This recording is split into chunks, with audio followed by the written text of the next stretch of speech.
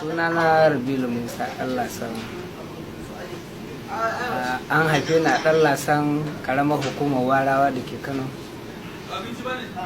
kuma na yi firamare a ɗan lasan, na yi secondary, na yi teachers college wudil, na kuma yi Nigerian prison service tsawon shekara 8 zuwa 9 haka. Na bari na ci gaba da harka ta dakarwa. Ibiro dai sunan wani kakana ne, amma bai daɗe da rasuwa ba, don da yawanci mutane sun je aiki ƙauyenmu yakan zo ya ce ga wanda ya ɓata masa suna. Sunansa Ibrahim, ana kiransa ibiro. Daga nan dai na samu wannan suna. Ni na fara wannan harkar tun ina JSS 3. Na fara ta lokacin da na zo ina sakandare, na ga ana irin kungiyar nan a makaranta, sai na jan cewa kungiyar wasan kwaikwayo ce, sai na je na ba da sunana, suka ƙi sawa ko na yi musu kaɗan ne a wani lokacin. To haka dai na rinka naci dai ina ɗan zuwa ɗin dai har wata ran aka gwada ni. Daga inda ku aka gwada ni, to ni ma kuma he na zama he dai a ji a nemo ni. Ina je sai nake wasan kwaikwayo. Da muna wasan dandamali, to sai muka zo Alhaji Musa na Sale ya ce mu masa fim kamar yadda yake yin audio na mawaka. To akalla dai da muka yi masa fim guda 8 ko 9 ne, wanda dai mu ci wake da shinkafa ba kokobo.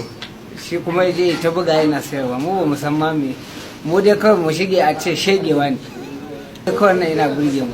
Da an fi iya takun ma, an fi tsara ma fim din, sai dai da yake kayan aiki ne na da ya karanci. Yanzu kuma ga kayan aikin amma buga ta ya, ni ba zan iya kwatanta shi ba, irin dai kalubalen da nake fama da shi, tunda wani ma zai je abu a ce ni ne, ko kuma ba da irin abin da ba na samu,